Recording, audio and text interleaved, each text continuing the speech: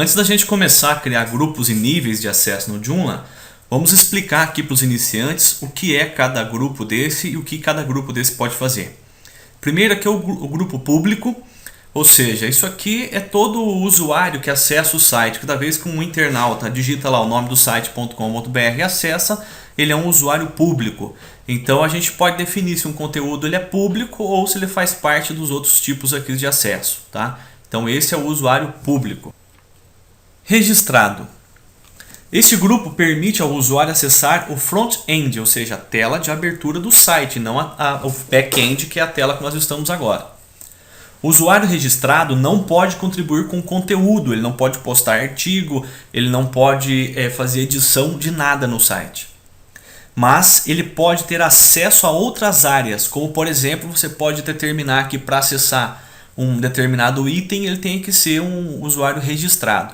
O interessante de deixar ele registrado, apenas com esse nível registrado, é para que você possa, por exemplo, você quer mandar um e-mail marketing, você quer ter um serviço de envio de e-mails, então você obriga que um usuário do seu site, para que ele consiga ter o download a um item específico, vamos supor igual o caso do meu site lá do Mega Aula.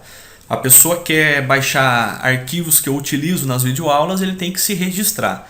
Para isso, ele vai ter que fazer todo o seu cadastro e eu tenho um banco de dados onde eu posso fazer um e-mail marketing depois. Eu posso usar o e-mail desses usuários para poder enviar propaganda. Então esse seria, acho que, a função mais ideal para a gente utilizar o registrado. Mas enfim, o registrado ele tem acesso a alguns itens. Você define o que ele tem acesso ou não, mas é só acesso. Ele não pode publicar nada. O autor. O autor ele pode publicar conteúdo no seu site. Ele pode entrar na opção de administrar artigo, mas não pelo back-end, sim pelo front-end. A gente fez um menuzinho disso lá no começo. Lá, a gente criou lá criar artigo, enviar conteúdo, novo artigo.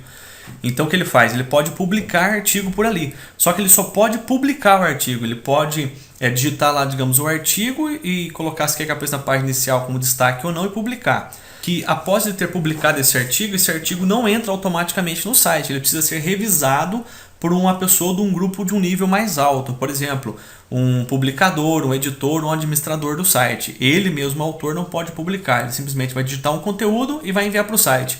O conteúdo depois vai ser revisado para depois ser indexado ao site. Editor. Este grupo permite que o usuário possa publicar e editar qualquer conteúdo através do front-end. Não apenas os próprios conteúdos, ou seja, não só os próprios artigos, mas qualquer artigo.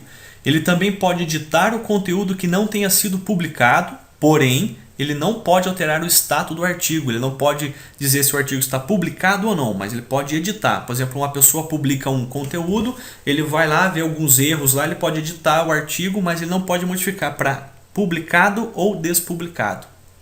Já no caso do publicador, que é esse aqui, esse grupo permite os usuários editar e publicar qualquer conteúdo do site, não só os próprios. Tá? Isso aqui era do Joomla 1.5. 1.5 já tinha essas restrições aqui. Agora, através do Joomla 1.6, você pode dar um nível de acesso que você bem entender, mas configurado como padrão, ele vem como eu estou explicando. Gerentes. Os gerentes são semelhantes aos publicadores aqui. Só a diferença é que o gerente ele tem acesso ao back-end, que é essa tela que a gente está utilizando aqui. Os gerentes eles podem publicar não só conteúdo como artigos, mas ele também pode criar e publicar seções e categorias.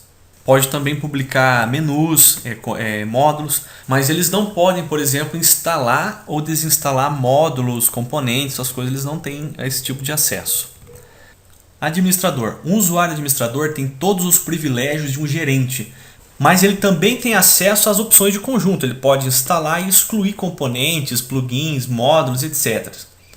O que não pode fazer, o que o administrador não pode fazer, no entanto, é alterar e modificar e instalar templates ou fazer nenhuma alteração nas configurações globais. E também ele não pode fazer nenhuma alteração nos usuários superadministradores. Ele pode alterar do nível dele para baixo, mas um superadministrador ele não consegue alterar.